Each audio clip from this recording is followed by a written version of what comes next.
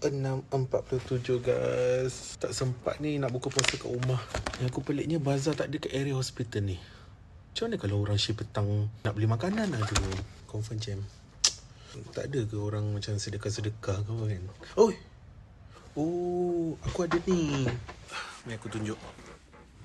Nah, aku standby ni sebenarnya kalau untuk outdoor hiking ke apa kan. Kembara Meals. Ya, tak sempat nak balik. So makan kat pantry hospital saja.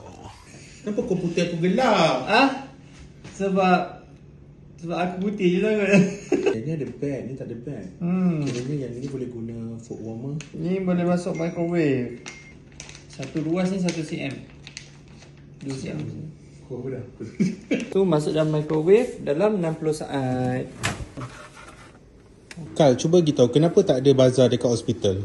Sebab kita nak sentiasa kerja dalam keadaan efektif dan efisien. Itu kalau orang nak buka puasa, nak cari makanan macam mana? Kita pakailah yang ni, yang pack yang kita dah dapat hari ni. Kau saya buat iklan Kau cut balik. Panas tak? Panas. Sabarkan. Sudu.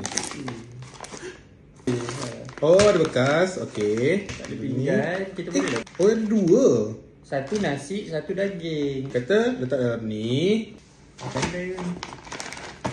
Masukkan ni. Masukkan tu dulu ke? Letak air 200 ml. Letak ni mana?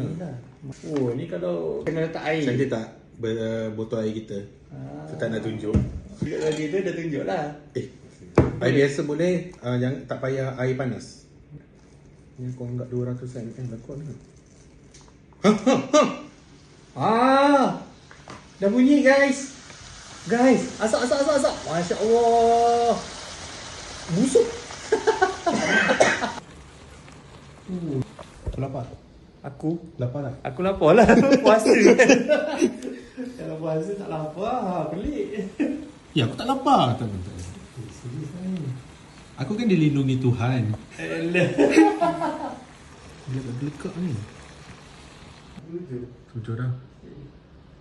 So ada masa lagi untuk menggelegak selama 10 minit. Kau ingat orang travel je ataupun orang camping je yang boleh makan kembara meals ni. Orang on call yang tak ada makanan dan tak sempat nak pergi bazar Ramadan sebabkan tak ada masa, pun boleh makan kembara meals ni. Ada azan ni? Allahumma barik.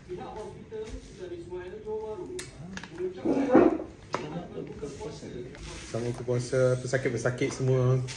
Ulama. Amin.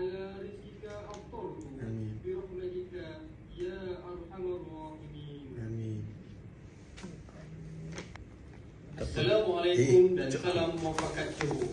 Dulu ada bazar, sekarang tak ada bazar. Memang dulu tiap-tiap tahun ada bazar. Iya. Sebab tu lah kot. Yang ni tak ada. Ya. Dia ayam mana? Oh, ada? Macam ayam kayam. Ada tekstur rasa tom yum. Dia udah brand pun kembara. Nama dia Kembara Meals. Selalu orang beli Kembara Meals ni kalau macam you pergi travel. Lalu kau macam nak jimat, macam selalu orang akan bawa ni macam you pergi travel ke Europe ke apa kan. So you nak jimat, makanan kat sana mahal. Dia bawa lah benda-benda macam ni. Orang Malay yang macam takut nak makan kat tempat lain ke apa kan. Takut tak halal ke apa. Dia bawa benda ni. Kenyang lah. Kenyang. Oh, dia masak siap-siap tu kau? Masak siap. Esok pagi panaskan je lah. Sebelum pergi kerja pukul 8 tu makan lah.